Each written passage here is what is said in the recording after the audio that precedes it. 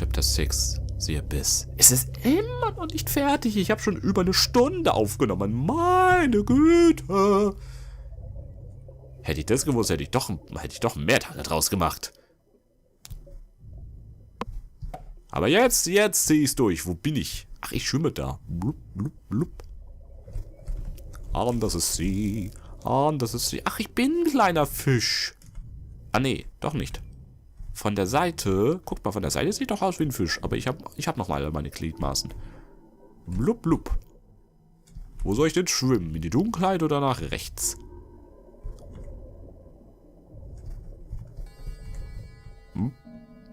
Okay, dann schwimme ich mal nach links. Blub, blub. Blub, blub, blub. Da geht's lang. Aber gut, unter Wasser. Ich hatte recht gehabt. Zumindest ein paar Kapitel später. Soweit normale Fisch ist, das ist ja in Ordnung. What the hell? Das war jetzt aber schnell geschwungen. Okay, was bist denn du? Irgendeine Maschine. Hey, da werden die Fischstäbchen draus gemacht. Hä? Ist das unser Bruder oder unser Papa? Train water and remove diving gear? Yes. Achso, ich bin getaucht. Es ist ein Traum, aber hey, wir brauchen eine Tauchausrüstung. Ein bisschen Realismus muss schon sein.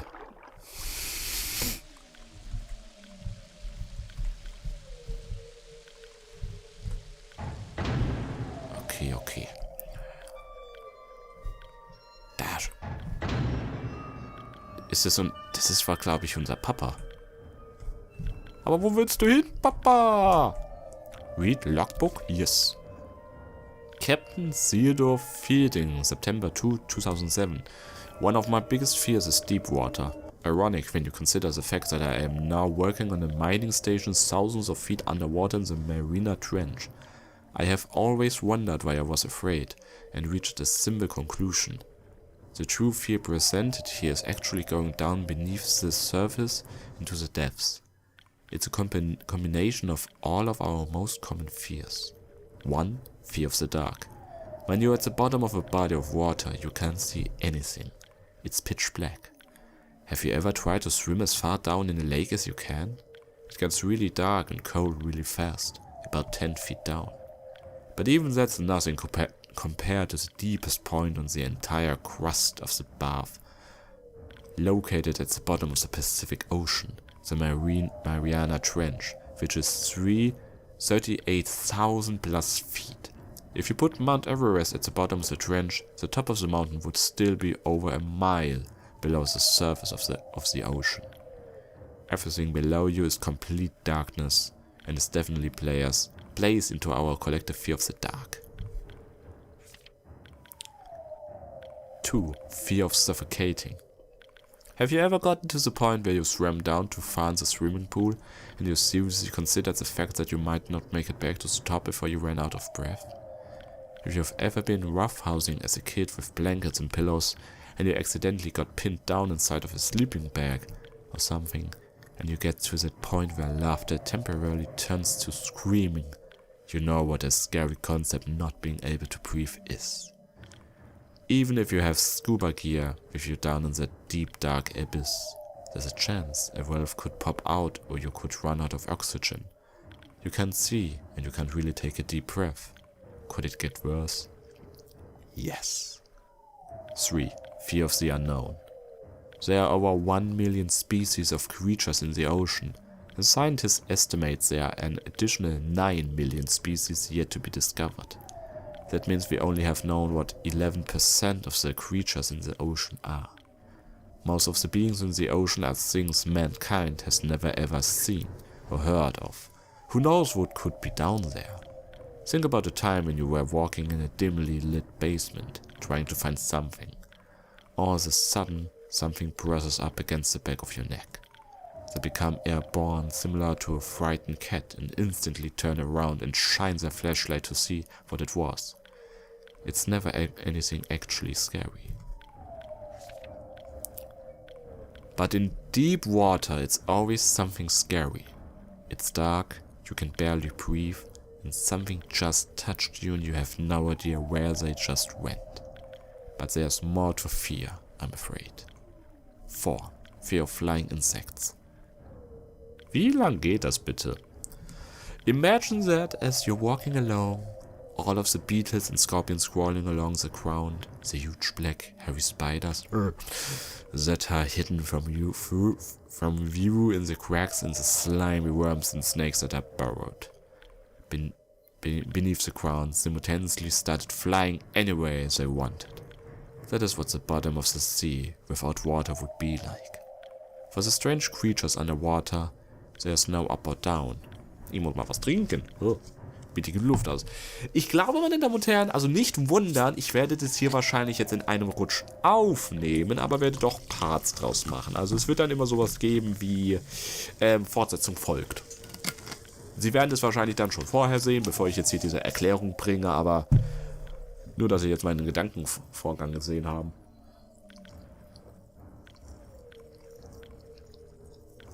Weil dieses Spiel ist doch umfassender, als ich gedacht hätte. Even the manliest men, even though they appear to be calm, quickly tense up and become filled with a secret fear that the bug might land on their eyeball or fly into their mouth, and that's why men try so hard to kill them. Unfortunately, in deep water, you can't see any of the undiscovered freakish flying creatures that brush past your body as you grasp at your suffocating throat. 5. Fear of being caught. Imagine that you're running from a bear.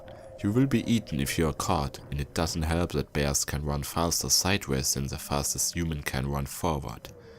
When you're at the bottom of the sea, everything that is around you was built to move in water. If something truly frightening like a shark or a giant squid caught sight of you, you could turn the other way and flait about all you want, but the monster will catch up with you in a split second. You can't get away from anything. Even if you had the wherewithal to see and breathe, you couldn't run from danger. It would simply find you and devour you. There are lots of places that I wouldn't want to be, such as trapped in a burning house or alone in the vacuum of space.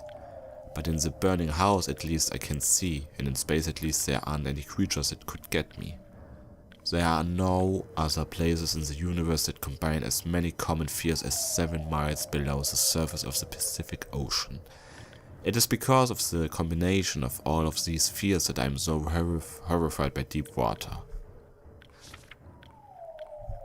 Eine schöne Erklärung, warum Videospiele, die unter Wasser spielen, so furchterregend sind. Ich habe ja so mal gespielt, das war ja genau so ein Spiel gewesen, unter Wasser. Puh, lala. Oh, großer Laternenfisch. Ne, Anglerfisch.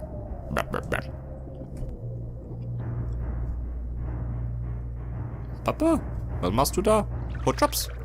Hey, hey!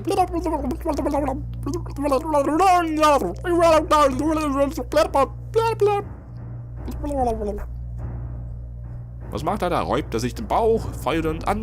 Los, Timmy, go! Los, Timmy, go! How deep can you go?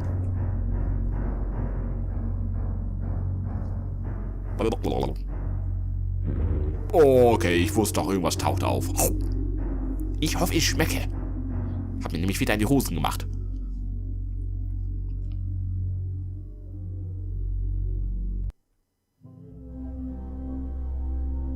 Okay, wir sind wieder wach.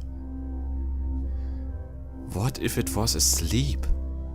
It hadn't so much as breathed since I had woken up. Perhaps it was resting, believing that it had finally got me. That I was finally in its grasp. Or perhaps it was toying with me. After all, it had been doing just that for countless nights. And now with me under it, pinned against my mattress with no mother to protect me, maybe it was holding off, savoring its victory until the last possible moment, like a wild animal savoring its prey. I tried to breathe as shallowly as possible, and mustering every ounce of courage I could. I reached over slowly with my right hand and began to peel the blanket off of me. What I found under those covers almost stopped my heart. I did not see it, but as my hand moved the blanket, it brushed against something. Something smooth and cold. Something which felt unmistakably like a gaunt hand. Gaunt hand? Huh! I held my breath in terror as I was sure it must now have known that I was awake. Nothing. It did not stir. It felt dead. After a few moments, I placed my hand carefully further down the blanket and felt a thin, poorly formed forearm. My confidence and almost twisted sense of curiosity grew as I moved down further to a disproportionately larger bicep muscle. The arm was outstretched, lying across my chest, with the hand resting on my left shoulder as if it had grabbed me in my sleep. I realized that I would have to move this cadaverous appendage if I even so much as hoped to escape its grasp. For some reason, the feeling of torn, wrecked clothing on the shoulder of this nighttime invader stopped me in my tracks. Fear once again swirled up in my stomach, in my chest, as I recoiled my hand in disgust at the touch of straggled, oily hair. I could not bring myself to touch its face, although I wondered to this very day what it would have felt like. Dear God, it moved.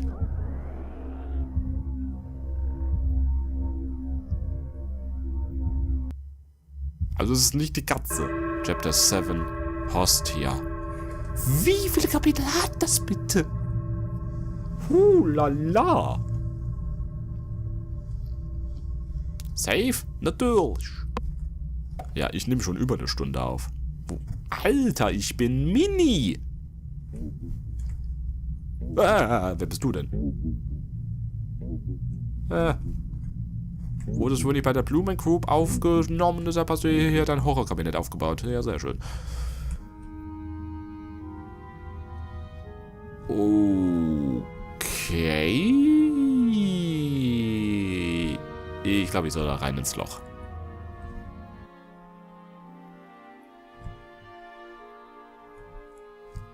Was ist das denn jetzt bitte? Ist es jetzt sowas wie Anti-Birth?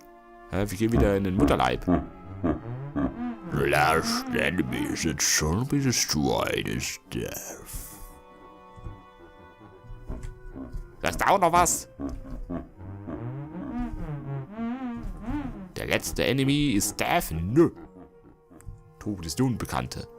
Der Tod erlöst uns vom Diesseits. Wenn wir dann gestorben sind.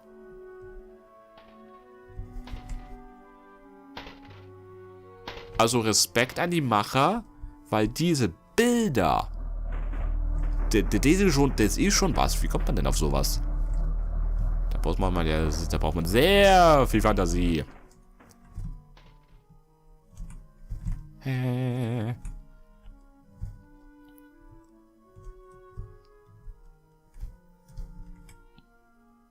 Guten Tag, die Herren oder Damen. Die Möpse lassen es nicht vermuten. Du schon wieder. Alles klar, ich darf nicht durch. Gut. Okay, alles klar, dann gehe ich halt rechts.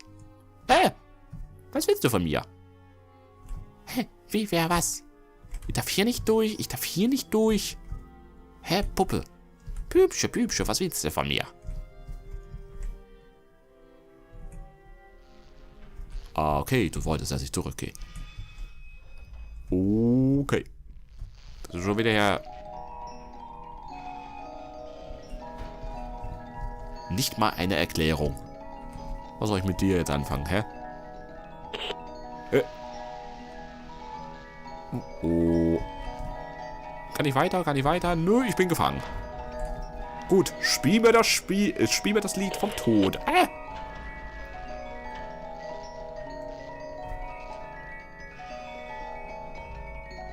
Oh Mann.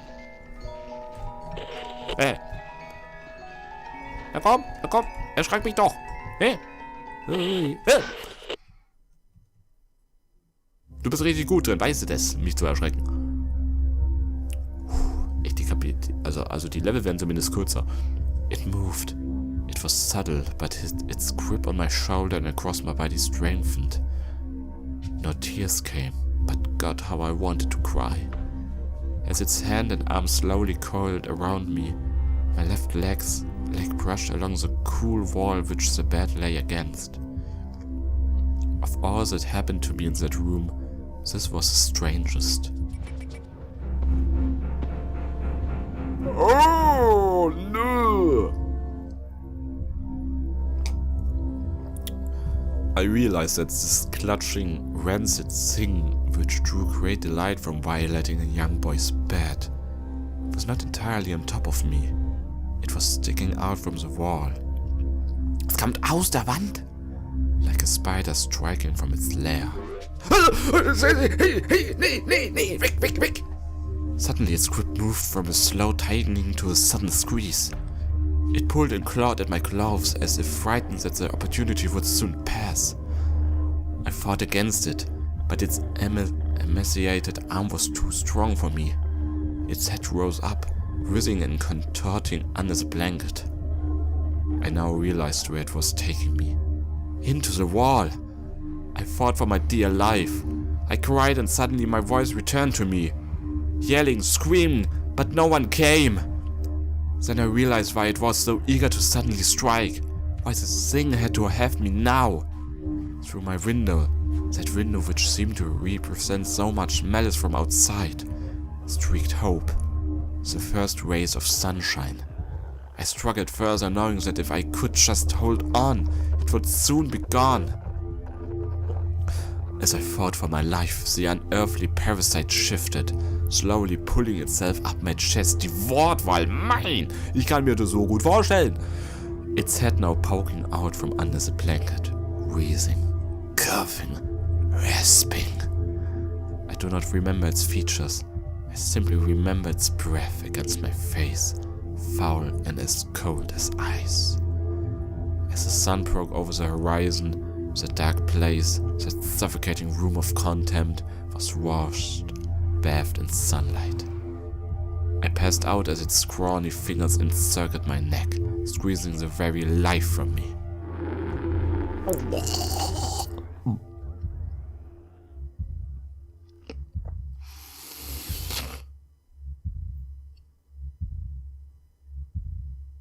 I walked to my father, offering to make me some breakfast. A wonderful sight indeed. I had survived the most horrible experience of my life until then. And now, I moved the bed away from the wall, leaving behind the furniture I had believed would stop that thing from taking a bed. Little did I think that it would try to take mine and me. Weeks passed without incident, yet on one cold, frostbitten night, I awoke to the sound of the furniture where the bunk beds used to be, vibrating violently. I lay there sure I could hear a distant wheezing coming from deep within the wall, finally fading into the distance. The following year I was given a larger room on the other side of the house, and my parents took that room as their bedroom. They said they didn't need a large room, just one big enough for a bed and a few things. They lasted 10 days. We moved on the 11th. Moment, heißt das Teil hat auch die Eltern hier heimgesucht? It moves, again my snow owl. Oh, meine Güte, meine Damen und Herren, das war ein... Oh. So wie bei Skinwalker, das erinnert so wirklich stark an diese alten Horrorfilme, ja? Ein Kind, was angeblich, was Albträume hat und was an Based on the Story by Bad Time by Michael Rithouse, das basiert auf einer Geschichte, Ja, und ein Kind, was meint, es sieht irgendwas. Es hätte jetzt auch einfach, es hätte der Bruder sein können, es hätte die Katze sein können, vielleicht auch ein, wie sagt man, ein Sleep Paralysis Demon. Aber anscheinend, ich spiele immer noch! What the hell? Was ist denn hier noch los? Was willst du von mir? Oder schließt sich jetzt das Spiel? The End. Fragezeichen? Gut, ich lasse das jetzt erstmal und werde jetzt hier mal mein Resümee abgeben, ja? Aber am Ende, anscheinend, die Eltern waren jetzt 10 Tage in diesem Zimmer gewesen und haben genau das Gleiche erlebt. Also da war wohl irgendwas Übernatürliches dran an der Sache. Ja? Und das ist so die Art Horror. Ich muss sagen, das ist mir etwas lieber, als wenn mich jetzt Monster verfolgen, ja? Oder ich Monster bekämpfen muss. Es ist einfach nur die Atmosphäre. Da waren so kleine Jumpscares dabei, ja? Aber einfach nur die Geräusche, die Geräuschkulisse, die Bilder haben mich hier auch manchmal dann sprachlos werden lassen. Das ist so die psychologische Art Horror, ja? So wie auch in diesem Eintrag von dem Kapitän. Diese Spiele, die greifen die natürlichen Ängste an, die Ängste des Unbekannten, der Dunkelheit. Ja, fliegende Sachen, ja gut, fliegende Sachen vielleicht nicht so meine Ängste, aber halt geschnappt zu werden, nicht zu wissen, was da auf mich zukommt, die Dunkelheit, wow. Und das Spiel war wirklich richtig lang gewesen. Moment mal, kann es sein, dass jedes der Kapitel auf diesen Ängsten basiert? Ich müsste es nochmal überprüfen, aber das könnte gut sein. Ich meine, die Tiefen des Wassers, das erste war dann gefangen zu werden, dann zu ersticken. Könnte ein bisschen so reinpassen, ja? So, jetzt, was ist, wenn ich jetzt drücke? Nochmal Jumpscare? Nein, wir sind im Menü. Alles klar. It moves. Oh ja. Old. Achso, ich könnte jetzt einen alten Spielstand laden. Hui. Also, ich habe das, wie gesagt, jetzt in einem Rutsch aufgenommen. Über eine Stunde. Aber ich werde hier jetzt einzelne Parts draus machen. Das ist dann, glaube ich, dann auch für Sie, meine Damen und Herren, ein bisschen hier entspannter, wenn Sie sich zwischendrin auch ein bisschen erholen können. Lala, also. Und das halt auch wieder mit einem RPG-Maker. Ja. Da habe ich Sachen gesehen, da wusste ich gar nicht, dass das überhaupt möglich ist, das sowas zu kreieren in diesem Maker. Da merke ich richtig, wie ich das vermisst habe, diese RPG-Maker-Horrorspiele, ja. Was war denn das allererste, was ich gespielt hatte? Oh, ich weiß gar nicht mehr. War das Mad Father? Könnte sein. Mad Father? Oder war das Eve? Ne, ich glaube, es war Mad Father gewesen. Ich glaube, das war das erste RPG-Maker-Horrorspiel, was ich gespielt habe. Und seitdem bin ich auch ein Fan, weil ihr seht ja, was dieses Spiel mit wenig Zutaten, ja, schönes zusammenköcheln kann für eine Horrorgeschichte. Und ja, meine Damen und Herren, wenn Ihnen dieses Spiel, dieses Projekt gefallen hat, lassen Sie es mich bitte wissen. Teilen Sie es mit Ihren Freundinnen und Freunden, damit deren Langeweile verfliegen kann, damit ihr auch hier nachts wach in Ihrem Bette liegen und erstmal hier ein paar andere Sachen machen. Ey, ich könnte mal die Wäsche machen. Ich könnte hier vielleicht nochmal hier meine Lebensgeschichte aufschreiben, bevor das Monster aus dem Schrank mich hier frisst. Ich kann hier nochmal meine Sachen hier an vererben. Hier, meine Katze kriegt hier mein Bett, mein Bruder kriegt hier meine Spielekonsolen-Sammlung, ja. Also ich glaube, ich werde da zurück dran denken, an dieses Spiel. It moves. 2 kleine Wörter. Große Wirkung. Und es gibt ja noch andere Spiele auf dieser Seite von Old Game. Und die werde ich, glaube ich, auch jetzt nach und nach spielen. Mal so zwischendrin. So immer mal wieder, dass ich da zurückkomme. Also, ich glaube, wenn die Macher das jetzt hier sehen, ihr habt einen neuen Fan gewonnen. Weil der macht es richtig gut. Richtig feine Art Horror, so wie es früher war. Und dann bleibt mir nur noch zu sagen, ihr 93 Turbo, I love to entertain you. Wir sehen uns hoffentlich wieder beim nächsten Projekt, was Sie sich anschauen. Bis dann sage ich Tschüss and goodbye.